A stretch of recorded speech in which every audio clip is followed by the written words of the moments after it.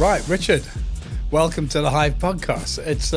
This is a really interesting subject for me, this, because throughout my career, throughout my time in business, health and safety has always been on the agenda, sometimes for good and sometimes for bad.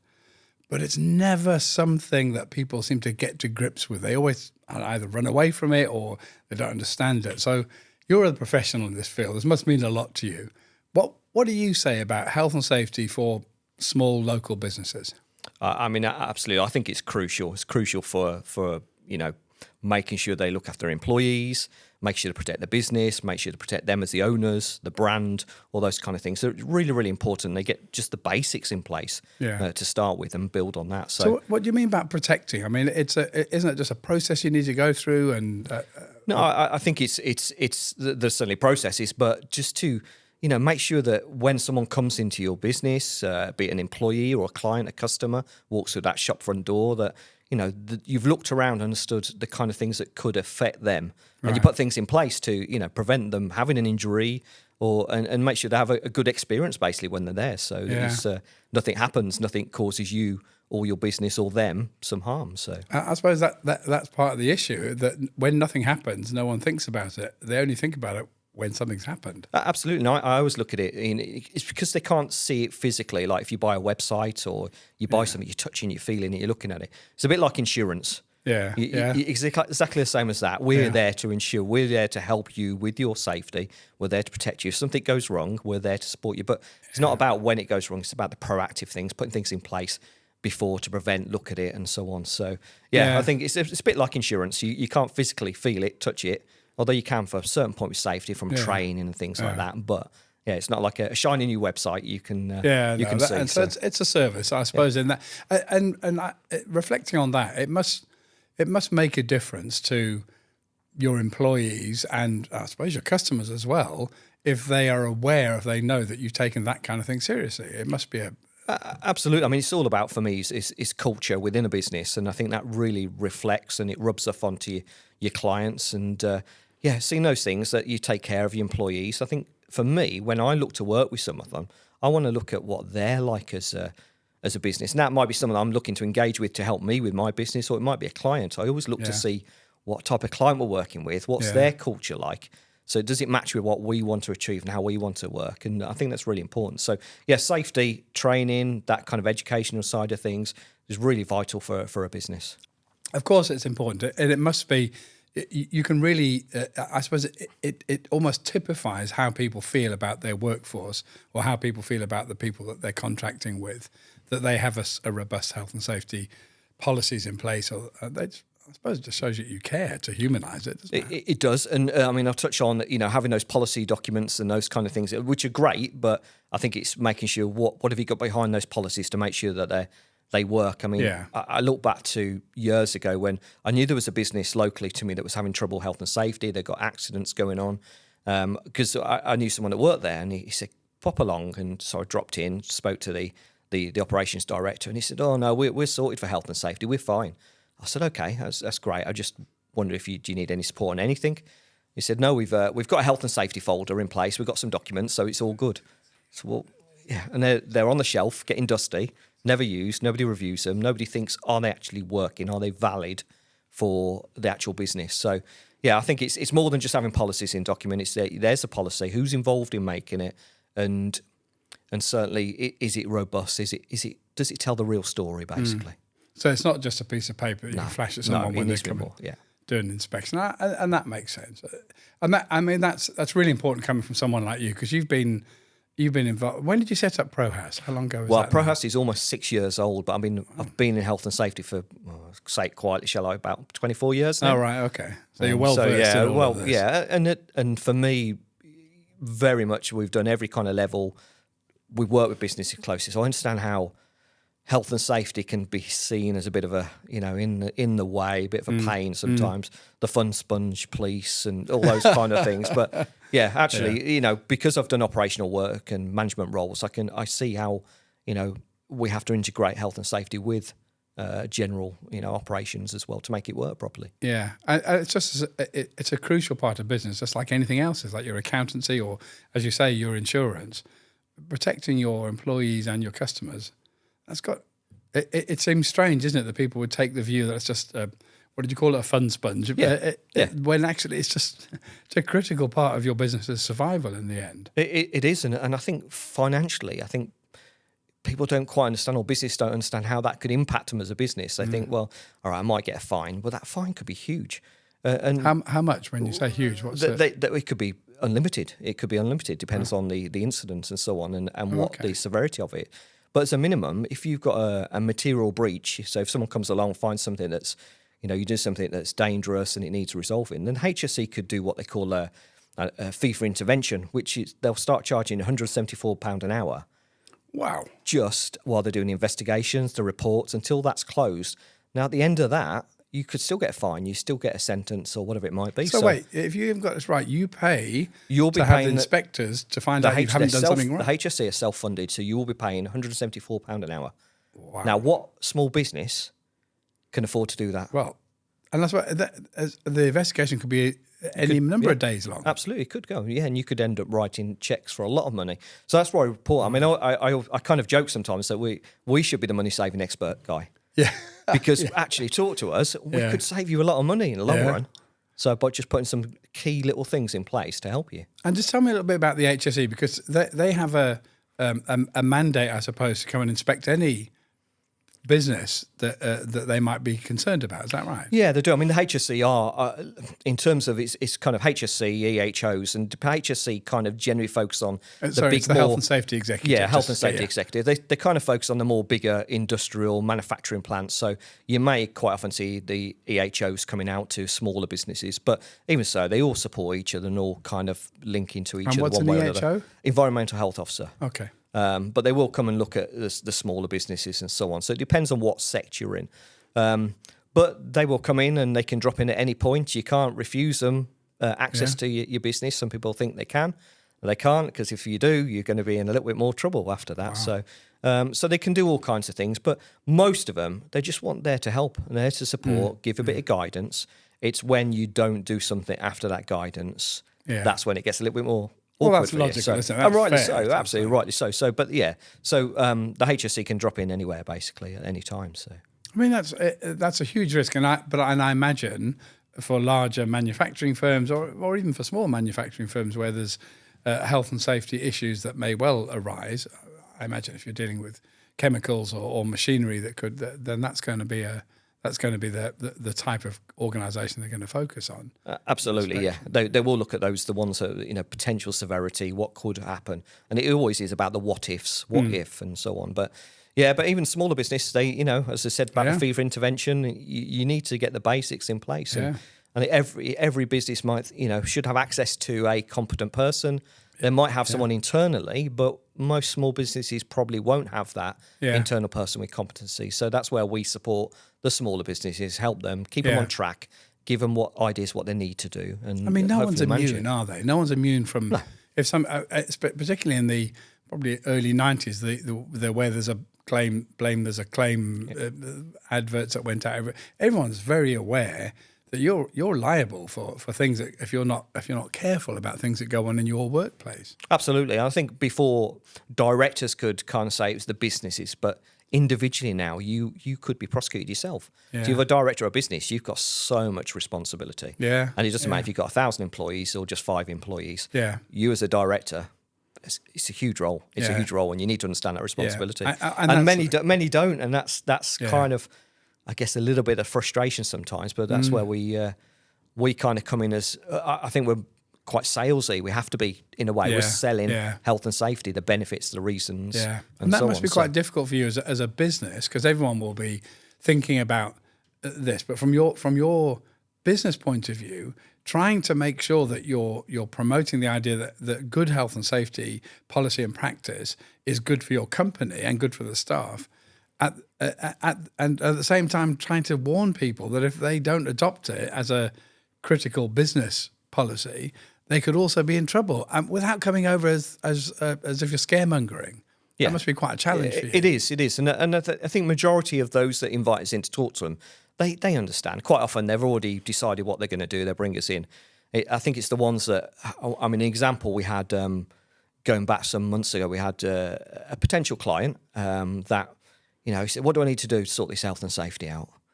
I said, well, let's have a conversation. we had a chat and we said, these are the key things you need to do. Not a big business, smallest business, and so on. So, fine, okay. Followed up not long ago, saying, do you want to have another conversation? He said, my accountant said I need to be careful what I'm spending. I said, okay, that's fine. I said, look, there are some little things you could do on your own, give him that advice and so on. I said, how did that, I noticed on your social media the other day, how did that team building day go that you had? He said, oh, yeah, it's brilliant. He said, we went bowling, we did go-karting, we went to the pub and had a meal. He said, it cost me a fortune that day, did. I said, okay. And it was a little bit of silence. He went, yeah, I get your point. I said, you invest all that money in the team building, all those things, which is great. You need to do that. But whilst that's going to bring your team together, how would it happen if you had an incident, one of your team members got injured? How would your team feel then at that point? They're going to forget the go-karts. How would the HSE quickly look at it, go, well, you said you got no money, but you spent it all on that. Oh, that's a good point, yeah. So it's that weighing that scales up and, what's the priority? So you want to get to that point where you're putting yourself in, if something did happen, how would it look? What would people question? If the HSE came in because of an incident, what would they look at? And would I be able to convince them that I cared about my staff? Yeah. And you might be able to convince them, you took them out for a nice meal and go-karting, but actually I didn't care about the safety. Yeah. Because I spent it all on that instead. So it is different. That's why we have to be a bit of, it's good to do those things. It's really important because that is part of the culture and, you want the staff to feel wanted. Yeah. But make them feel wanted by investing in training. Yeah. Safe systems, risk assessments, and a good environment for them. Much rather look after their health and safety than get them a pool table. Absolutely, yeah. I would have thought. You can get them a Maybe pool at table some point, as well. yeah. As your business is doing good health well. and safety records. We'll reward you after that for that. Maybe do it that way. So. Yeah. Oh, I mean that. And do you find that I mentioned before this environment that was created mainly through larger companies advertising about litigious people and almost creating a culture of suing and where there's a blame there's a claim. Did that affect your business? Did that impact on you when that was happening? I don't think it really did. No, I don't think. I'm sure I've seen claims over the years that come through, and we've business I work with, we've absolutely said, you know what, we've got things in place. We're happy to go to court and fight this. Yeah. And I think it's really important to set that kind of in stone. We will, if we're in the right, we're in the right. We've got these things, and because there will be those people that will try and pull it and fast one and get things through. It is a challenging thing. I don't think it's ever going to go away. People are very quick to, if an incident happens, they can very quickly pick up the phone, get on the internet. Everyone's an expert now because they can use whatever it is to research something and so on. And obviously, businesses now have to be massively careful about the social media side of things. Yeah. Years and years ago, if an incident occurred somewhere, could be 100 miles away, generally you probably wouldn't hear it 100 miles away. But now it could be on Facebook, it could be on wherever it might be. And so straight away, so business needs to be, very, very careful. But from a claim point of view, you're never going to stop them. And I think, unfortunately, it's a shame for the genuine ones, because there are genuine ones that absolutely were let down. Yeah. And there were genuine accidents. But so. As ever, the reasonable people are the ones that are right in the middle. That's how that's supposed to work. You touched on something interesting there about reputation and brand and how quick nowadays that can change. Yeah. So, I suppose unless you've got also an instant answer that you believe in, like, well, this is our policy, should anyone question, this is the way we deal with things that is right, then you really could end up not only having to pay out fines, but damaging your business from a customer's point of view. Yeah, huge. Yeah, absolutely. I mean, you got to think the impact it will have, obviously, social media, all over that. It's going to, you current customers may be thinking, do we want to work with those type of businesses? Yeah. And then obviously any future ones. And then obviously you're not attracting the best talent to your business as well. You may lose. So it really can snowball into a big kind of effect to your business. And you have to be very careful. And I think I joked some time ago. In fact, I think I did a blog on it about, I know the best way to get your social media presence up is by having an accident in your business. Yeah. Because it would. Yeah, people are quick. People are quick to put things on about when things go wrong, not necessarily when things go right. Yeah. And that's so often the case with everything, is that bad news gets out there really, really quickly. And if someone's behind it trying to push their agenda about it, then it's going to be. Yeah. Okay, so, there's a lot of reason why you should. There's a lot of reason why you need to pay attention to your even the bare minimum of your health and safety approach to health and safety, not just to have a policy in a file, but because of your workforce and your customers. So moving away from the manufacturers, and let's talk about a service industry, perhaps lawyers or maybe not lawyers, they should know about these things. Okay, well, accountants or someone like that. In the service industry, what are the steps the bare minimum steps that they should take if you're working out of an office where you think there's no health and safety issues here? What really should you have in place to make sure that doesn't happen to you? Well, I think the biggest thing, first of all, is make sure you've got risk, whatever business, but smaller or whatever environment, risk assessment in place. So an office environment, absolutely. Risk assessment, a general risk assessment to cover the key things in there. Obviously, fire risk assessment, massively important now for, and once again, a lot of businesses don't realise they need to have a fire risk assessment in place. But is that a legal requirement? Legal requirement, yeah, absolutely. Legal requirement. And even more precious since the Grenfold thing, obviously it's been more focused now that businesses need to understand that they need a good strategy in place, fire risk assessments. But for people working in offices, people working at home, hybrid working, ergonomic assessments are massively important. So it used to be called VDU assessments. We call them DSE assessments, display screen equipment assessments. But if you're sat at a desk, it's vital that the employer carries out an assessment. So, are you set correctly? Have you got the right type of equipment? Is the environment good? Lighting, temperature? All these kind of things. I'm so glad you brought that up. I think that is with so many people with some of their employees working from home, part-time from home. I remember during COVID where people were sat on their beds doing whatever it was they were doing. There was no backs, nothing like that at all.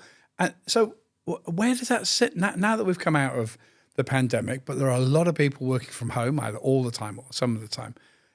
Is it the responsibility of the employer to make sure that they're sitting in the right chair, that they've got the right lighting? Is it theirs? Yeah, absolutely. I mean, at the end of the day, they're still an employee. You're meant to be providing the correct type of equipment where possible. Now, the challenge is, and we do quite a few home worker assessments via Zoom, via Teams, is that people don't have the room to have a proper desk, the right type of chairs with casters on and so on. So it's about coming up with little tips, ideas, how they can improve things and make it a little bit more comfortable for them. But the employee still has responsibility. So, that be at work, home, they need to have things in place to support them. So I think that's real. I'm not sure that everyone knows. I remember pre-COVID when everyone said working from home was never a thing that could be done.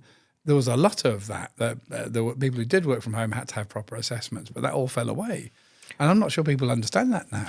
No, I think there's still element. There will be. I mean, we saw kinds of things where people sat on, as you said, on the beds, on the settees, and all kinds of things. And particularly during COVID, when you had perhaps 4 members of the same family all working from home, very, very difficult. And then young people that would be sat in their bedroom working. So it was just about making things a little bit more safer. So we sent out all kinds of things, guidance and support. But some of our bigger clients who have a lot of employees that do work from home, they regularly have assessments just to catch up and make sure they're okay.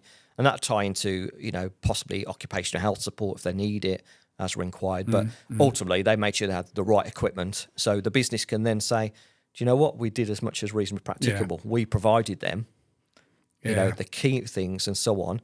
And hopefully they use it appropriately. And that's the important line, isn't it? We did as much as we could that was practicable or reasonable. Absolutely. And if you've got, even if you're a 4-person company and 2 of your people are working from home, there is guidance out there, not least of all from you, about how what equipment those people should have or how they should be best positioned to avoid any back injuries or repetitive strain injury or whatever it is that gets caused. I mean, just going back to earlier when you talked about claims, I think that is going to be probably in the next 2 or 3 years, probably will be one of the biggest claim areas.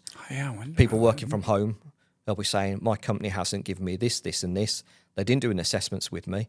I've now got neck ache, got backache. I think that will probably be one of the biggest claims going forward. I mean, you can see how that would happen, can't you? If that isn't, people aren't paying attention to that. Absolutely. And, and once again, rightly so, it's important that these things. I don't know about you, even though I know how I should be sat, I still sometimes feel myself slouching, sliding, and you have to give yourself a bit of a reminder when your neck starts to ache. But it is really, really important. So if you're doing it, then I know that's for any of us, really, it's habit, and you get complacency. So it's just reminding people all the time. So, I mean, I think that's really valuable. So, because in other podcasts we've been talking about the trend of working at home and it's irreversible now. That's going to happen for some people, but that I don't think people are aware enough as they used to be about the responsibilities of an employer for home workers.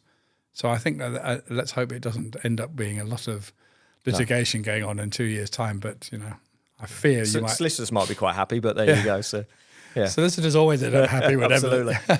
No, I don't mean that. I'm sure there's lots of solicitors who are concerned about that. Okay, so your organisation, I know in particular, has a great affiliation with trades, and they're very often one or two person self-employed people, but they work in areas of high concern as far as health and safety goes, electricians and plumbers and the like.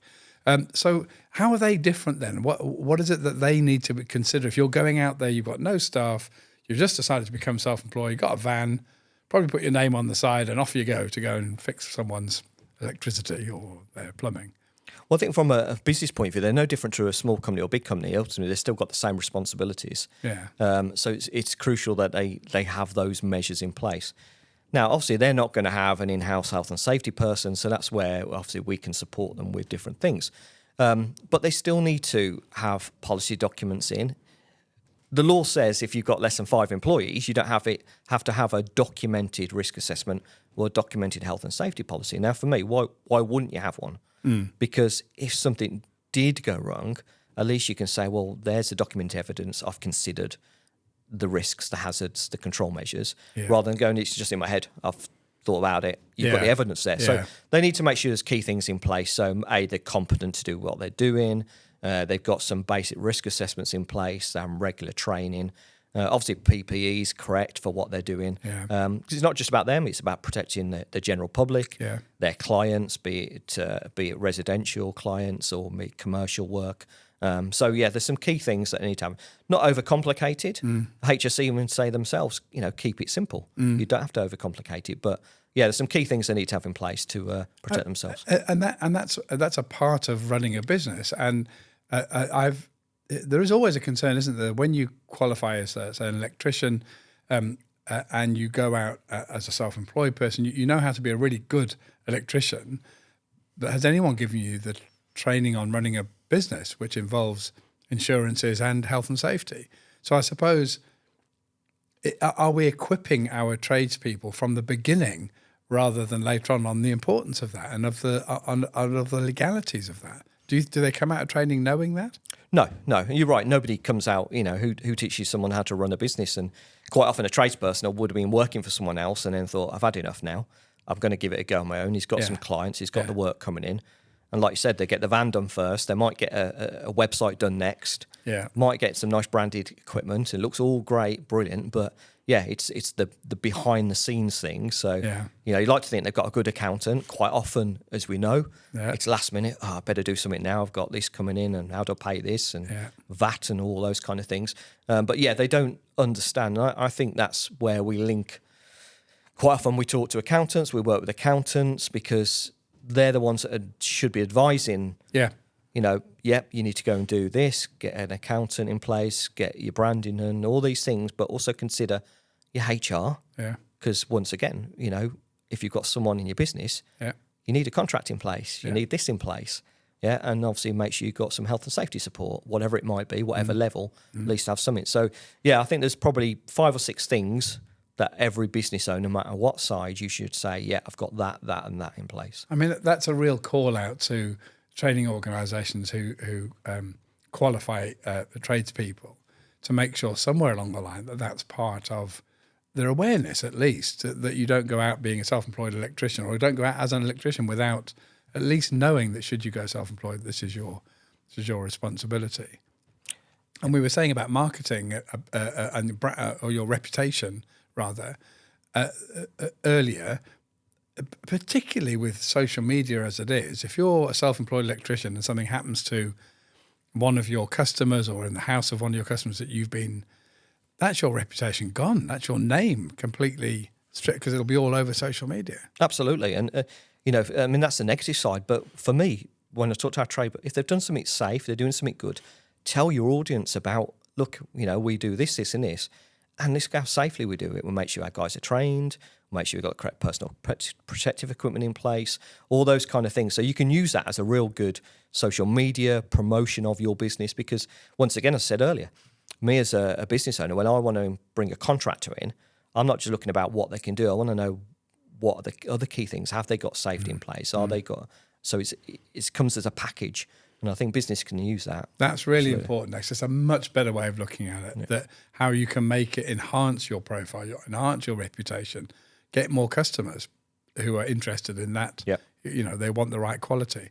They don't want to put themselves in danger, I suppose. That's a key element of it. So you've come across a lot of health and safety issues, I imagine. Yeah. So you know what I'm going to ask you, without mentioning any names or that kind of thing.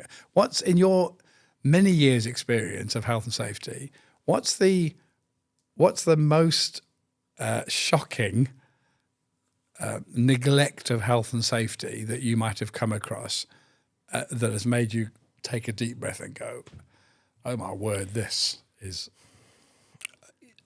I have, over the years, I've seen, been in the business a long time, I've seen unfortunately, some pretty horrific things. And some of them, I can't, I still think about them now because they are massively, at the time and when occurred. And obviously, I've been out to investigate things. I've been a key witness in court because of what I've seen when I arrived. Very difficult. So I think, very difficult. I mean, perhaps not a most severe one, but quite recently, and I suppose this is more about tying it into a little bit of culture, is that one of my clients had a subcontractor on site and having a bit of trouble with a subcontractor, that they weren't wearing the PPE and they were roofers, so they were saying, well, why do I need to wear a hard hat? Nothing's going to hit my head. We're at the top of the roof and so on. And despite being in their own risk assessments, their method statements, and on the company requirements of my client, it said, you will wear this is the reasons. So we kind of had a conversation with them and went down a bit of an education phase, and this is where the sales bit explained the reasons, the benefits, why you need to wear them. And thankfully he agreed. Obviously he needed to because he would be off site, but he agreed to it.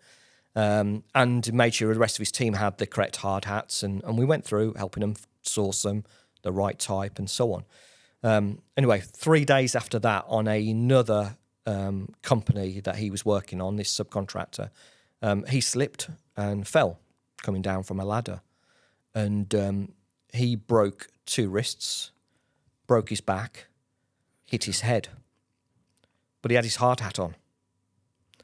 Now, I'm not saying that conversation I had with him and that kind of going through the benefits, the reasons, but that hard hat saved him, because we spoke to the first aid and said he hit his head, but that hat did stop him. And listen, he's not in a good way, but he's it's alive. So important that. So I like to think, that was kind of although it was a nice, I could say a nice thought, but it was nice that we managed to save that. They're the kind of things that we, that bit of educating, that talking, telling and helping people understand the benefits, the reasons. I think that's crucial. And gone along, years ago, a safety consultant would just come in with a clipboard and say, you're not good at this, you're not good at that. There you go, crack on. What we want to do is educate, coach, and help them get to where they need to be. So we're part of that journey for them and work alongside them as a partner. So, I've seen, as I said, some pretty horrible things over the years. And well, I think that must be such a, that time where you're thinking, oh, do I really need to do another just talk with a new person about health and safety? That story, the fact that you had that talk with him and he put his helmet on, and he's alive as a result of that, you must recall that every time. And every time you're thinking, oh, should we bother? That's the thing that makes you do it. Because it's so important. Absolutely, and I try to install that into any of the site managers I work with, whatever, or business owners. We say, I know it's a pain, but you need to remind them, you need to explain the reasons, the benefits, and because those site managers for the people I work with, they don't want to be stood in court. They don't want to be going to that family member and saying, unfortunately, one of your son, your brother, whatever it might be, your daughter has had an incident. This is a situation. So it is crucial. And what did it take? Probably 15, 20 minutes of my time, sit down, go through it.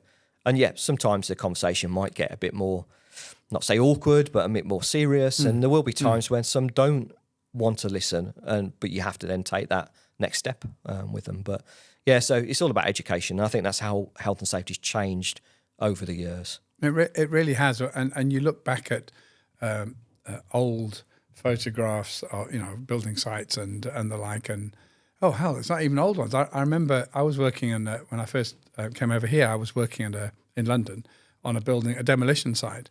I'd never worked on a demolition site before. My training it consisted of going to that room there with that gaff, and I did have a hard hat on. We were pulling down ceilings, and I got hit by a large brick that came down, but hit me on the head. But I think back on that now, and the amount of people working in there. There was we're all rookies. There was no health and safety training. There was just go on and get on with it. Things have changed so much over the last 20, 30 years, and it's got to be for the. I know people say, let's go, everybody's getting namby-pamby about it and we should just get on with it. This is actually saving people. This is progress. Absolutely. I mean, you look at the HSE stats in all sectors and, things have come down, less accidents. Yeah. People or good business owners are aware to investigate things like near misses, so you can look at those before it becomes a more serious incident. Yeah. But I mean, any small, take an example what you did. Now, pulling ceilings down, there would be a lot of other things that you need to have in place and other hazards to consider, which weren't considered years ago. And I think that's really important. And does it slow work down? No, it doesn't. In fact, sometimes it can speed a process up. It can really help and benefit the job, the process in the long run. And it becomes a slick machine. Well, it just becomes we are a society. We're supposed to progress, and it becomes.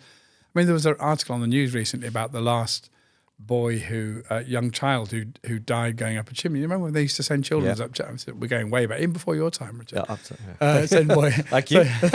Send people up chimneys. Definitely before my time. I just read that. Yeah. And how that was legislated against because he died up a chimney, and we're horrified at the thought of sending children up chimneys now. But in the great scheme of things, it's not that long ago in our society that we've stopped doing that. So. That's progress for us, really, isn't it? That's how we should. Absolutely. I mean, I can remember years ago when I started in warehouse and logistics, and what they would call horseplay would go on, and you think, wow. You look back to some of the things that were done, and it was only fun, but you just rightly you shouldn't be able to get away with those things because potentially, yes, they were deemed fun at the time, but someone could have been severely injured from it, and those kind of things need to be. Taken into account these days. But listen, safety, I always say you can have a bit of fun with safety. You can make it interesting and engaging. It's just how that person that's selling health and safety to that employee, that company, it's how you approach it, basically. That makes a lot of sense to me. And it makes you realise how we should be glad about that kind of progress. We shouldn't... We always poke a bit of fun at health and safety. There's no doubt. I've done it myself. But when you reflect on what it's done for us as a country, as a human race, really, we're doing what we should be doing, and it goes right back to the beginning. We're caring about the people that we're employing enough to put some time into preventing them coming to harm, rather than just doing something nice after they've come to harm, I suppose. Absolutely, and you look at the guidance, the HSE or the legislation we have in place. Yeah, most of Europe follow what we do. They take what we do and adapt it for theirs. So, as a UK, we are leading with health and safety. We're in a good place, but it's just evolving. You've got to, improve things and keep looking at different ways. And I think probably over the last 10 years, culture is all about, I don't want to be the person that's coming in and saying, you're not doing this right or you need to do that. I want them to be challenging me. I want the employees to be challenging their supervisor, their manager, their peers. So they're looking out for each other and they're always looking for something to improve on all the time. So and that's how really improve. Yeah. Absolutely. That's a healthy company, isn't it? That takes feedback and guidance from the people who are on the front line of what they're doing. And talking about that, I wonder, just finally, I want to get into this, what's been in the news more recently, and certainly up and coming, is mental health. Now, it feels like there's a relation somewhere between physical health and safety And now that there is mental health first aid, that mental health and safety seems to be something that's coming over the horizon. Is that something you're seeing now with the So yeah, I think the mental health things, mental health first aid, I mean, it's been around for a number of years now, but I think it's, I wouldn't say more popular. People are understanding more about it now because there's more social media about it. People are more open and honest about their challenges. I think where businesses need to learn and things need to be approached a bit different. I see personally mental health, we put people on courses and they advertise a mental health first aider, but it's no different to putting a plaster on to a normal first aider.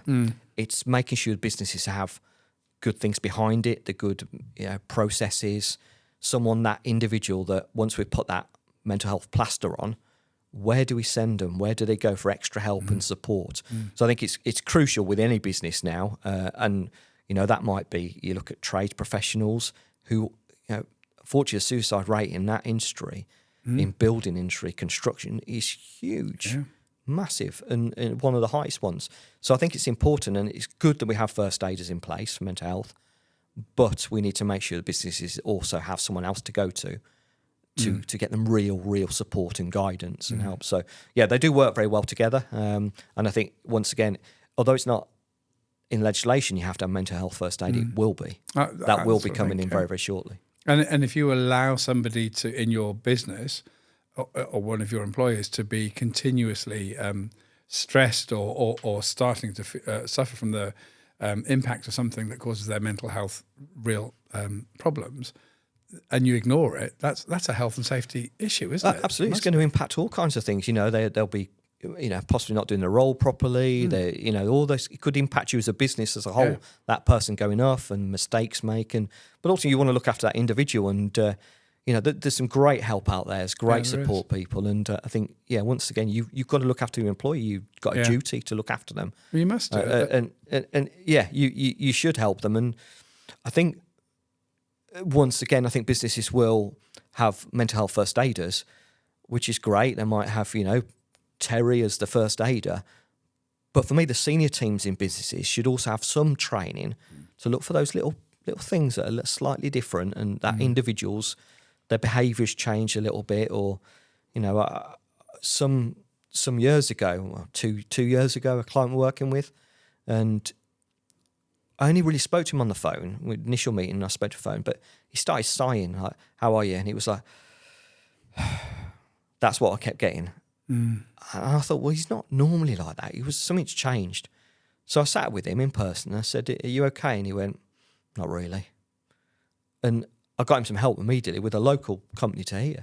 And I think that probably really helped, and he did help him. Yeah. And now he's in a really good place. Changed his job, dropped down a level, did something completely different. But so I think it was those little triggers. Now he was working with a big management team, and not one of them noticed it because they're all busy in their own things. So I think sometimes there's a little bit of training needed and a little bit of education needed to look out for those little points, those little things that might be affecting someone. So that is really.